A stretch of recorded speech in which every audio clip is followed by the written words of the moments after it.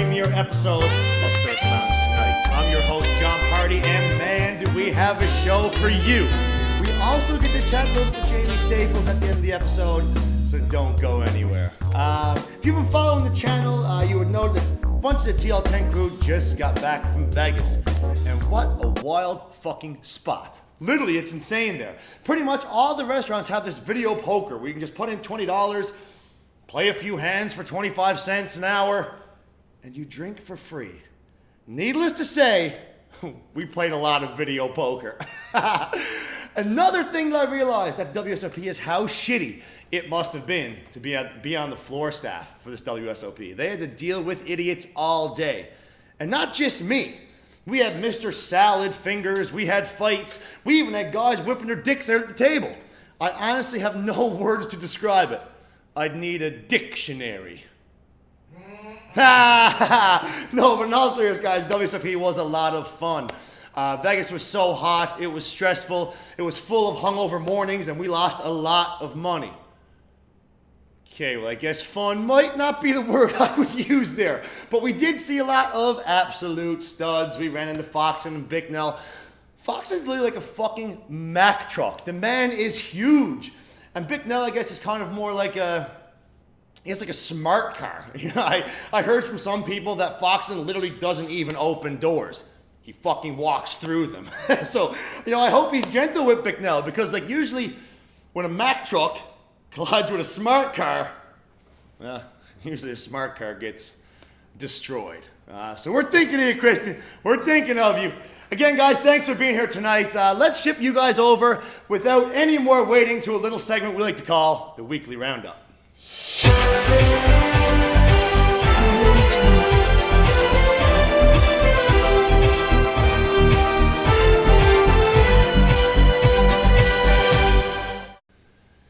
It has been a massive week in the Thirst Lounge, guys. Most of the squad is back here on the island. We've got some new troops in the house.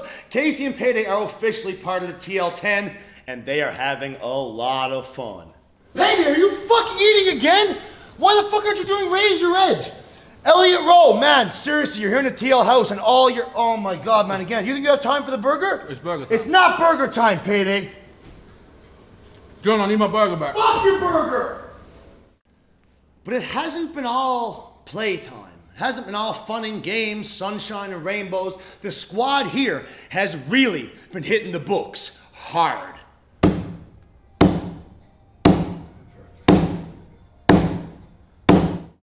And also, our boy Splatty Matty finally, and I mean finally, got his first tournament bink ever, and in front of his family nonetheless. Boy, was he hyped. Yeah, it's just too strong of a range. But when I have really strong hands like Queen 10 here, just gonna get it in. Momac, I see that. All in against, come on! Big one! Big one! That's $3,000, baby, let's go! Woo! Woo! What is today? Let's go! And the Forsyths have apparently adopted trains. So that's, you know, good. We're all a family here. But that bink must have felt fucking good, Matty. Not that I would know. We did also have one of the biggest prop bets to date happen this week. Mr. Bill Perkins and Kevin Martin both put down $2K for a swim challenge. Kmart 4, Perky against. A challenge that most thought was impossible. That most thought would lead to sure death. That most thought was only a swim for the fish. Or like Aquaman or, you know, mermaids. Whoever. But our boy Fat Train attempted it. A 700-meter swim in the ocean against the current, against the elements, against all odds. And he's still here to tell the tale. Did he make it? Check this out. Halfway. Okay, so we're halfway right now. Fatigue is only setting in right now. It becomes a matter of mind over matter. If he's mentally strong enough to do it, he will. It's an amazing feat, chat. It's an amazing feat. There's a lot of people who did not feel Fat Train had it in him. He is throwing the middle finger to the world right now. Train, tell the people back home how you're feeling. Tired. Lots of different parts to this journey. Some way harder than I thought, and some a little smooth sailing. Are you doing this 100%? One hundo. You know nothing is gonna stop you right now. I mean, if a shark actually takes off my entire leg, then maybe. So you're saying with one leg you would not complete this? Fuck you, I'm doing it. Let's go! There's the beach, there's train. That's in one shot, chat. That's in one screen right here. Here it is. He's done it. He's fucking done it, chat. Can he stand? Ah! He's done it. He's fucking done it. I can't believe it. The world can't believe it. The world is shocked. The impossible has been done. The glory has been achieved. What do you have to say, Train? I'm going to Disneyland! We're going to Disneyland! Well, if you follow our YouTube, subscribe. Sorry, you would know that in fact he did complete the challenge. He had a few close calls with a few sailboats, was pretty much consistently drinking salty ass seawater, but our boy Fat Train made it look easy-ish. Kind of easy. What an accomplishment, and congrats to Kmart for getting richer than you are, because we all know you make a lot of money, Kmart. The TL10, guys, is just getting started. As you can see, there are so many good things happening in the TL house, but there are also some super suspect things going on. Some concerning disappearances. To bring you the deets, the down low, the inside scoop, let's throw it over to Pon Jardy for TL Affairs.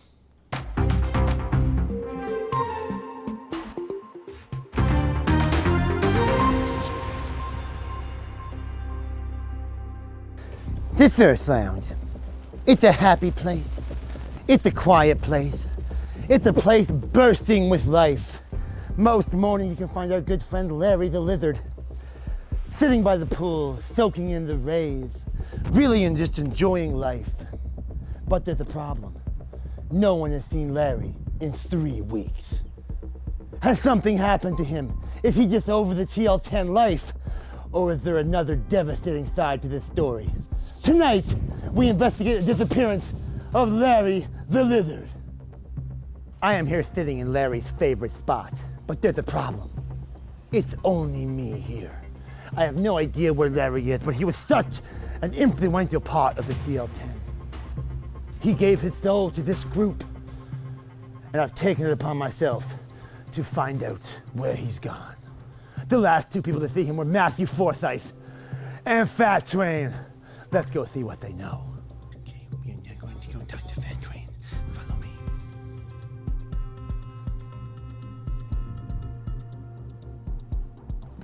Fat Train is no you when the last people to see Larry alive. What have you done with Larry? Look, Where is he? What have you done, Fat Train? I don't know, man. I don't know. We were hanging out, we were partying, and then I just lost him. I don't know what happened. I don't know where he went. I haven't seen him. I don't know. I think he knows more than he's saying. Matthew, did 2 of you have not paid your taxes? What? Pon, this is the Larry video. Oh, true. Matthew, have you seen Larry in the past 3 weeks? Who's Larry? You know who Larry the Lizzard is. Don't know who Larry the Lizard is. Larry the Lizzard, a lovable TL family member. A lizard? He's a lizard? What an absolute liar. It's suspicious that Matthew would say that he has no idea who Larry is, because we have the proof. We have the photos of him and Larry on vacation in Barbados 6 months ago.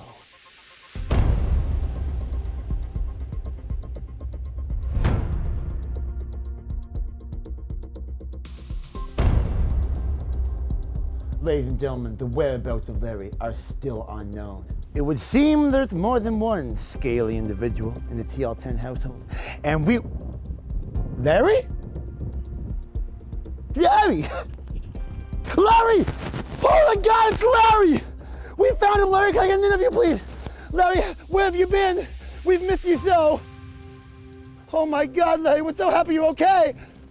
Who was it, Larry? Larry, you care to say anything to the crowd at home? No, he said no. Okay, Larry. Larry, can we get a comment, please? Well, I have used my fine, honed investigation skills to figure out the mystery of Larry the Lizzard. And the conclusion was that he was, in fact, on vacation. He said it was very nice. He said he met a lot of beautiful lady lizards, and he had the time of his life. we're happy to have him back. But next week, we are doing the investigation of the deciphering of Bill Perkins' tweets. Back to you, John. Oh, thanks a lot, Pon. It gives me goosebumps thinking something could have happened to my sweet, sweet little Prince Larry. But Pon, next week, your investigation of deciphering Bill Perkins' tweets. You have your work cut out for you, my friend. But for now, to try to turn this into a somewhat of an educational show, we're going to throw it to our boy, Splatty Matty, for a little segment we like to call Strat with Matt.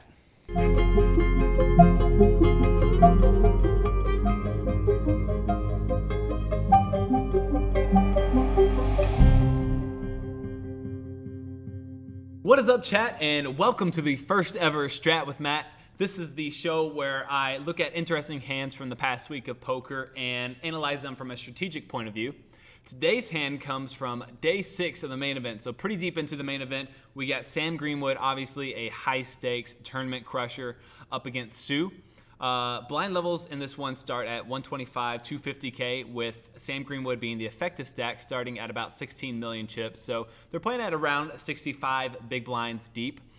Sue wakes up with 10-9 of clubs and opens from the cutoff, obviously pretty standard open. But Greenwood wakes up even more with the old pocket aces and throws in the 3-bet from the big blind. Pretty standard pre-flop action here with Sue opening with 10-9 of clubs. Obviously, Greenwood's always going to be 3-betting with the aces, and I think Sue has a pretty easy call here pre-flop. Don't see much reason in 4-betting, and I think folding would be a little bit too weak, especially against a player like Greenwood, who's going to be good enough to have some bluffs in his range. He's not just always going to have aces and kings. So that is what both players do. Make some pretty standard pre-flop plays, and we're off to the flop. It's a fun flop. Aces against the biggest stack in the room. Looks like about 1.8. Yeah, so he doesn't size up here. Yeah. Definitely has a big hand to protect. Perhaps he's not trying to inflate a pot in a spot where a lot of turn cards are going to be really scary for him. It's really worth Timothy Sue seeing a turn card here. He's getting 4-1 on this call, and he's less than a 2-1 dog in the hand. All right, so we head off to a flop of Queen of Diamonds, Jack of Diamonds, 4 clubs, and I think both players are probably feeling pretty decent about their hand at this point. Greenwood does elect to bet 1/3 pot with his pocket aces, and you'll see players in high stakes use this 1/3 pot bet a lot on the flop. This is going to be a really good board for Greenwood. He's going to have hands like pocket jacks, pocket queens, pocket kings, and pocket aces. And those are types of hands that Sue would have been 4-betting with pre-flop. So when you have these really, really good boards for your range as opposed to your opponent's range, you can bet 1/3 pot with a very wide array. So it doesn't matter if Greenwood had pocket aces, ace king, or just like a bluff like 5-6 suited. He'd probably end up betting 1/3 pot on this board. We head over to Sue, who has a pretty interesting decision. Obviously has the open-ender to go along with the backdoor clubs. I think I definitely lean towards just calling on this board. Again, if you raise and you're in Sue's position and then you get 3-bet jammed on, it's a really ugly spot. You're pretty much always going to be behind. And so you don't really want to raise and then get jammed on and lose a lot of your really strong equity. So I do like the call from Sue, and that is what he does. We're off to a turn. In progress to become one of the monster stacks in the room.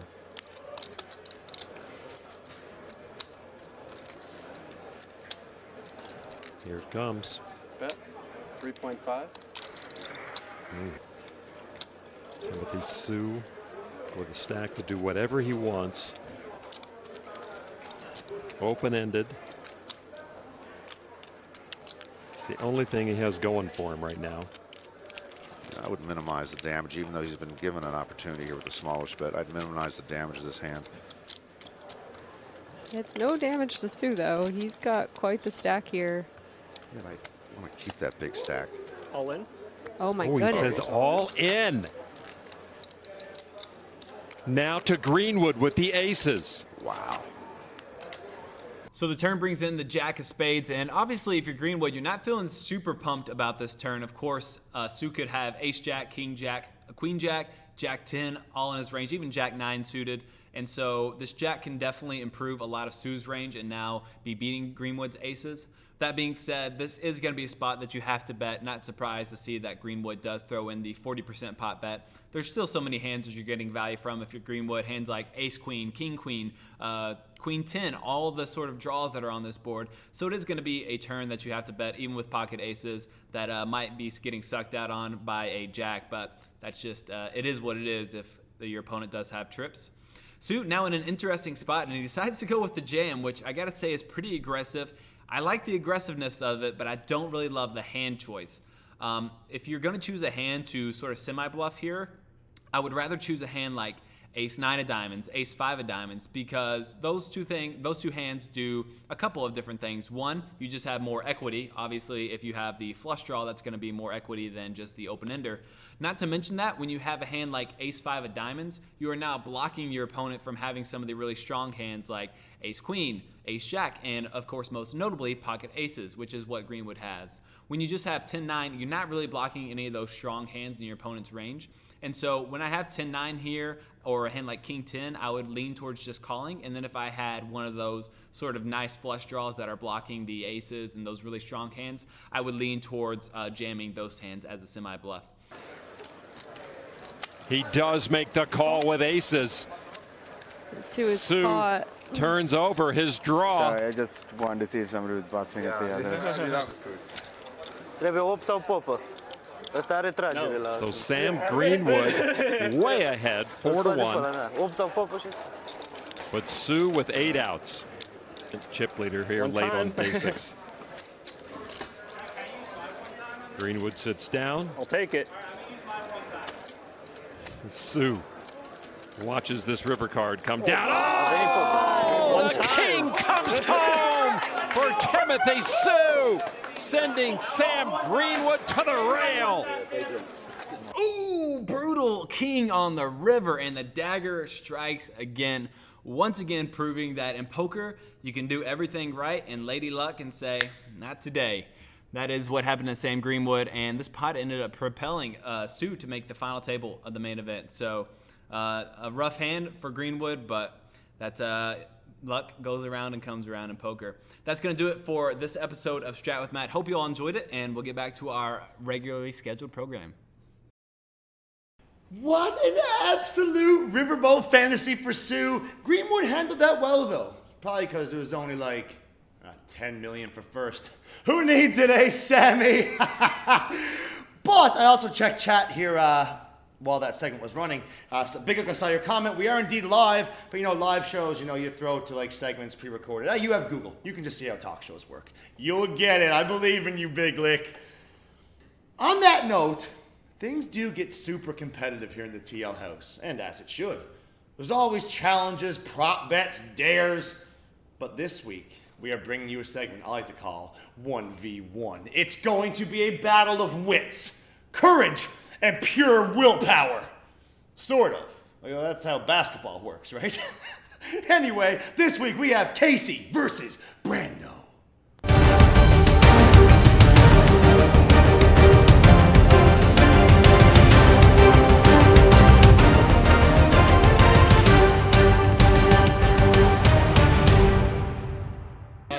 They were out here earlier. Casey was shooting around with the boys, and everyone said that her skill level was super, super suspect. So right now, the main question is, was she trolling? Was she just literally waiting for this moment to show us what she's really made of? Let's find out. Yeah, I believe in my skills as a basketball player. I don't believe in your skills as a basketball player. So I thought we should put some money on it, have a little one-on-one game, and I'm ready to go. Casey came to me with this lovely idea to make a break video and then decided to throw down a challenge, $50 to play me in basketball. I said, let's go punk. She's gonna regret this. I should have bet more. Max, baby. I feel bad. She's new here and I'm gonna embarrass her in front of all these people.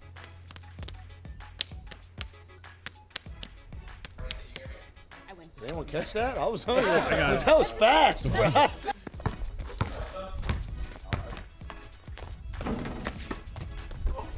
He has nowhere to go.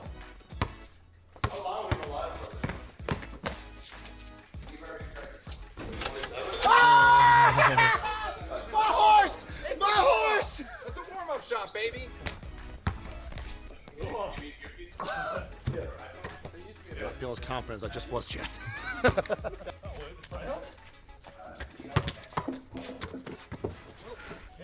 He's hanging up to the hoop, outworking him. Oh, it's down! It's down! Ah! Pick it up, pick it up. You can mute yourself in that call.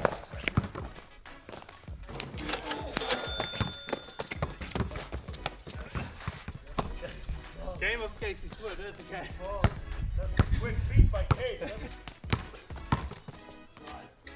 Nice. Oh. Baby! That's my horse, baby. Oof. Get out of here! My house!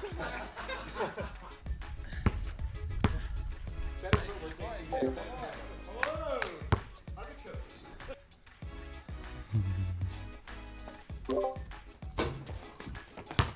can't make those long ones?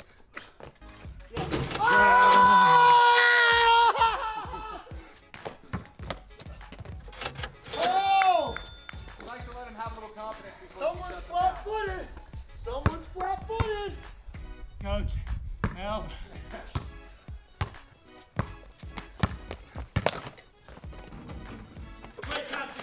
Time out, ball, please. You got this. Hey, huddle, huddle. You got this. Let's go. Break time. Have a Break seat, time. have a seat. All right, here we go. Here we go, champ. You got this. Here's the deal. He's way more tired than you. You have way more experience. My than shots this. just aren't falling right now. It's all right. It's all right. You have way more experience than him. You just stay determined, stay focused. Don't. Should I go for the layups or should I take the long shots? What do you feel more comfortable doing? I think my accuracy is better on short shots, so they haven't been falling. But he's giving me open on long shots, so it's kind of a toss-up. Do you just want to like break his knee? It's unnecessary at this point. I'm just letting him get a little small lead on ahead of me, so that he thinks he's got it in the bag, and then I'm just gonna run it up on him. Hey, Scarn, how you feeling right now, buddy? That was tougher than I thought it would be.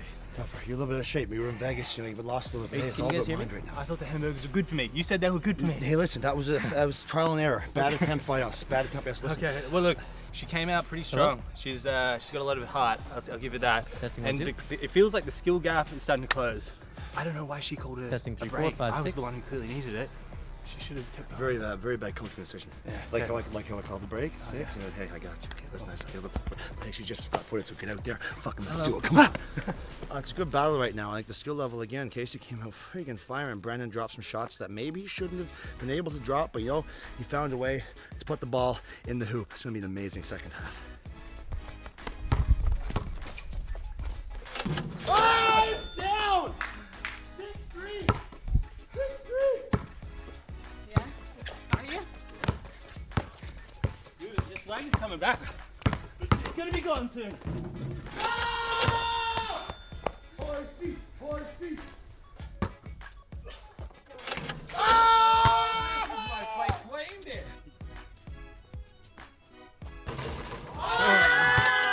We got a game, baby. Somebody found their spot. Oh! Come on! That was a clean shot, Brand. I gotta give that to you. Go! Hey!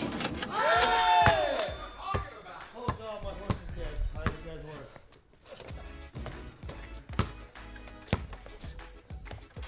Oh! Big dagger. Help me, I'm fighting for Carl. 9-7. 10-7. Chat, I'm hurting. Hurting, chat. Give her the ball! Give her the ball! This is the timeout! 10-8. My horse is dead.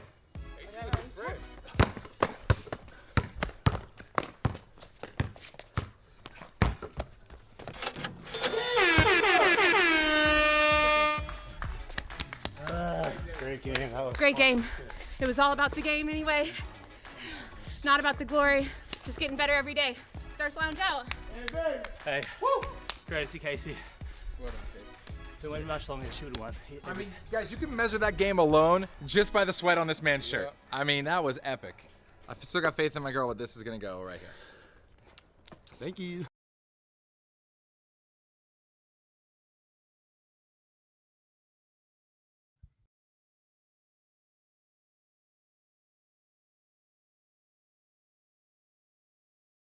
Can't wait to see next week's comp. It's going to be ballin'.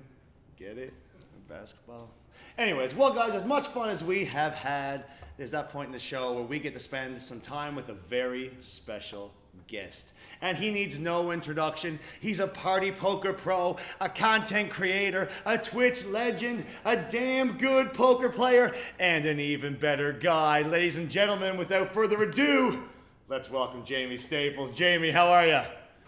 Thirst Lounge, John Party, how's everyone doing? Thank you for having me. What an intro, man. Are you my kidding brother, me? hey, just listen. I'm just trying to. I think that was a little bit lackluster, Jaime, for you. No, that was perfect. I need to hire you, man. You need to hype up my show. You need to be my hype man. Are you down with that? Hey, that's the dream, Jaime. So, guys, Jaime, again, I thank you so much for being here. I'm assuming everyone here on Twitch knows who you are. If they're at our channel, they've probably spun through yours. But anyone who's came through Twitter, Instagram, can you give them a little background of yourself, your story, how you got into poker, how you got into Twitch? Sure. Yeah. So I found poker like 9.5 years ago or so. My brother was actually playing Play Money on Facebook, and he had more chips than me on this leaderboard. I don't know if you ever played back then. Yeah, Matt. No way. So, yeah, he had more chips than me on a leaderboard, and I was like, well, that's not going to fly. So we started playing poker, you know, and I had to beat him on a leaderboard. I started learning and studying because I wanted to beat him, and it kind of just spitballed from there, man, honestly.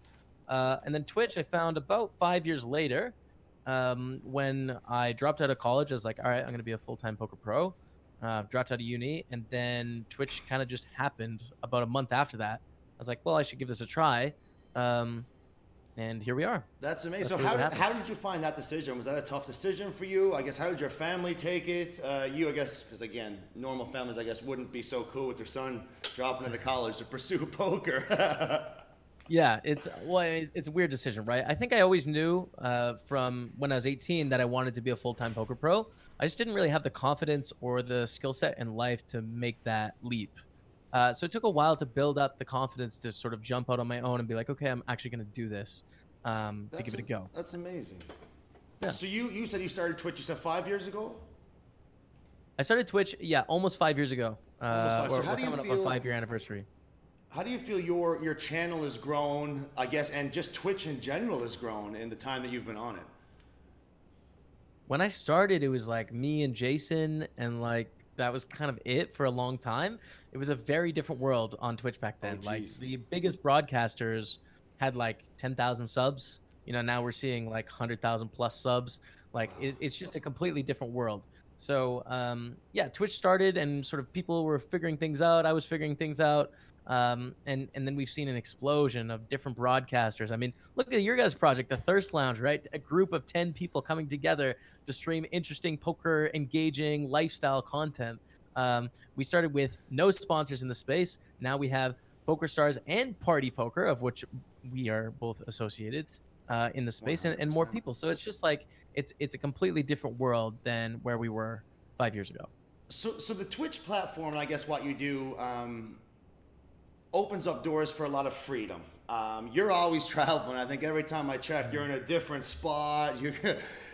So where are you right now? And I guess the appeal for you, was that something that you thought about when you got into Twitch? Was the freedom to be able to do whatever you wanted, go wherever you wanted to go? That was really one of the appeals to poker, I think. Not so much Twitch, but more the game of poker is the freedom and the ability to do your work sort of wherever there's an internet connection and the legality is in your favor. So I'm in Edinburgh, Scotland right now. I'm actually looking to step back a little bit on the traveling and focus as much as I can on the stream. I've lived in about 12 places the last 3 years, so ready to chill out a bit. Gotcha. That's so cool. Now you are living with your brothers, correct? My brother Chris and my fiance Rebecca. My brother Matt is back home in Canada. Oh, he's back in Canada. I didn't know, because I was thinking I would never be able to live with my brothers in any. But you've done it before, and how I guess your dynamic with Matt and your other brother is very strong if you can live with them multiple times. Yeah, we all get along, man. We all get along, and like we work together. I mean, Matt is also a streamer. Chris is doing some work with Party Poker Team Online, creating video highlights for a bunch of the team and stuff. So yeah, we're all friends. So let's talk a little bit about Party Poker. Obviously, it was a big change from you switching sites. Party Poker is making massive moves, and along with you switching over, so did like 96% of Twitch streamers. So it's so what's the plan for Party Poker going forward, and how do you view this whole change in the dynamic of ultimately online poker? Yeah, it's been a fantastic experience, man. I mean, we've had PokerStars essentially have a monopoly on the Twitch market for the past 4 years or so. And all of us streamers were just really looking forward to other people understanding Twitch, the platform, and becoming interested in it. So I went to the Bahamas this year and met up with some people that started having a conversation about, hey, maybe we want to get involved, right? Okay. And all of a sudden, Party Poker sort of entered the space and gave myself and Jeff Gross an opportunity to sort of head up the team online and run our own team over on Party Poker. And that was an amazing opportunity for me compared to where I was at Stars, and I wouldn't have the same ability to make an impact in the game and make decisions that sort of affect the game in a positive light. So I decided to go ahead with Party Poker, and I think, you know, no matter what side you're on, whether you're on Party Poker side with us here, or if you're on the other side, I think competition is good, and we can all agree on that. So it's nice. That's amazing. So you and Jeff are kind of manning the squad right now. Kind of almost like, I guess we have Brando here, like the wrangler, the managers kind of thing. What's your goals for Party Poker? Where do you see Party Poker in the next 2-3 years? Well, I want Party Poker to be the #1 poker site on the internet. You know, I want it to be the most trusted poker site. I want it to be the most engaging poker site. Right now, it is clearly #2, right? PokerStars is the biggest, and they have a lead. But I think Party Poker's head is in a good place, and they really do genuinely care about the regular players that play on the site. And they're operated in a different way than PokerStars is, in that it's not always coming down to immediate profit or immediate earnings in this quarter. It's really doing the right thing over the long run for the course of players. So I really love that philosophy. And I think it's just working and being diligent and letting people know about what's happening at Party Poker. And the site should grow. There's no reason why it shouldn't be the #1 site in the long run. And I agree, especially with the mindset that you have with, you know, take care of your people, the business side will take care of itself. Almost. So that's a really cool way to look at it. It's awesome to be associated with Party Poker here with the Thirst Lounge 10. We appreciate it greatly for sure. And Jaime, now you went through, obviously, one of your biggest journey in the past few years was your Ultimate Sweat. Yes. It was a wild journey. I followed every single second. How was that mentally for you? And how did you incorporate, I guess, or get the idea to incorporate other people to start changing their lives and ultimately go on their own Ultimate Sweat journey?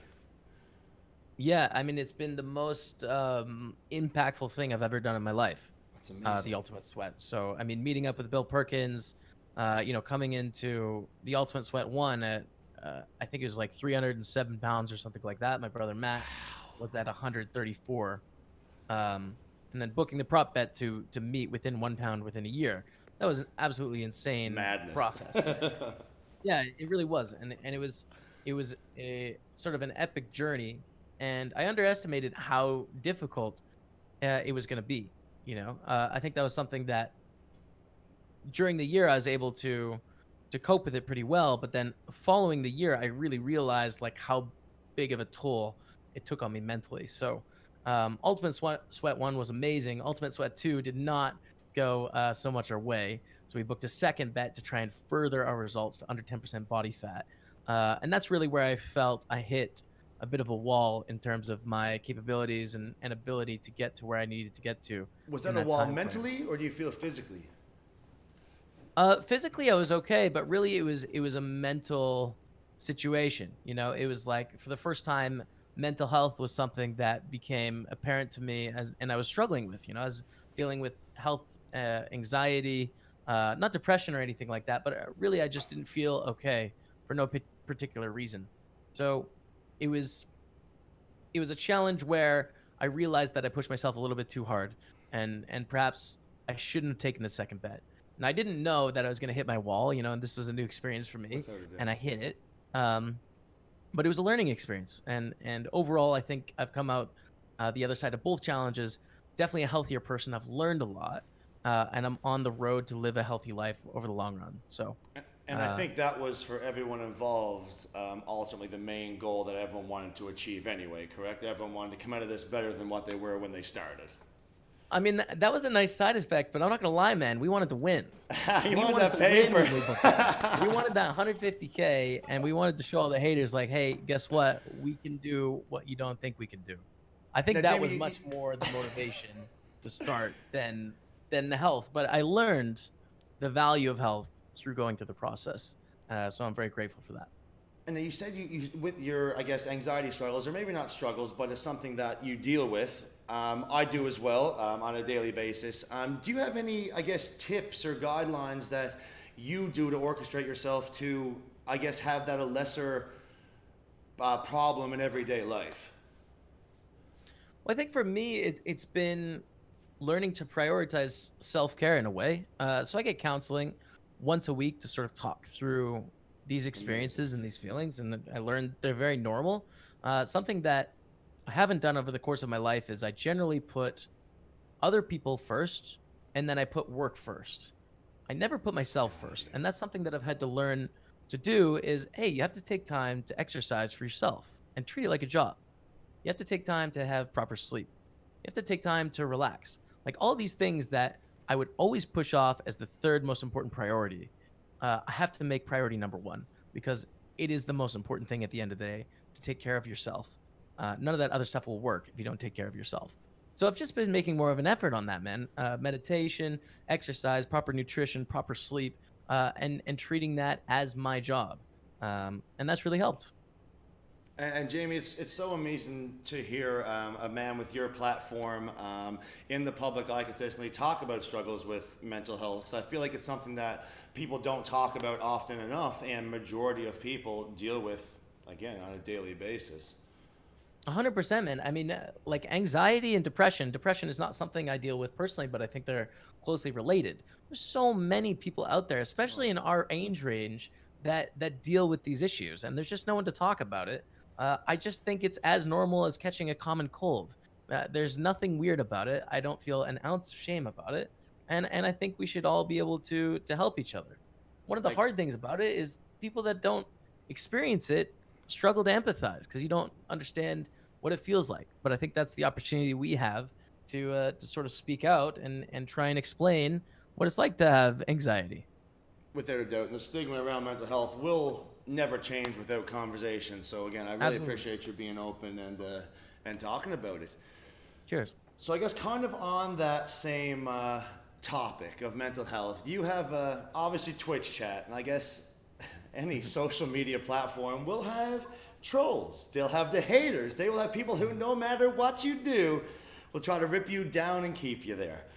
As an OG in the streets, how do you deal with that? Does it still affect you? Did it affect you and you don't anymore? So I think it affected me more in the beginning than it does now. You know, there's always a learning curve of going through those first few moments where people stop thinking of you as a human, they more think of you as a figure, right? And that's a weird thing to go through, no matter who you are. There's really like two ways that I approach it. One is like the aggro way, and one is the passive way, the Canadian way. Explain those. And the Explain Canadian those way, to me. okay. The Canadian way of thinking is you know, my parents always taught me growing up that like the bullies are the people that need the empathy. You know, they're projecting their life problems on you. They have a shitty home life, or they're having shitty problems, and like they need to put it on you. So feeling empathy and trying to accept those people have a shitty situation is a way that you can sort of be like, all right, they're just taking it out on me. My life's pretty good. It's all good, right? Because no one who has time or anything really going on is going to spend time in Twitch chat. Just yeah, like they're spending their time hating on someone else. Like there is nothing lower than that. Now the other side, the other way, if I'm in a particularly aggro mood, is just like I don't have any respect for anyone that chooses to spend their time that way. You know, so it's just like any opinion that they have is really irrelevant to me. So it really depends. It depends if I'm feeling like aggro, or if I'm feeling passive and Canadian. It depends on the day. I love it. Well, Jaime, again, you're always welcome in Canada. You know that we're, if you're ever coming back home, you know, we're. So Jaime, I really appreciate you hanging out with us today. Definitely added such a cool element to our show. And again, I can't thank you enough for being here and taking the time to talk with us and ultimately take the show to a new level that we wouldn't have had without you. Guys, this is a great show. I hope you continue doing it. I think it's fantastic. Chat can back me up on this chat, right? Legendary. Chat, so real keep chat. it up, Thirst Lounge. I'm a big fan. Jaime, listen, that means more than you know. We'll let you go. Any last words for the Thirst Lounge chat? Can I get a Kappa 1, 2, 3 in the chat? Yeah, Love you guys. get him out. Get him out. Catch you later.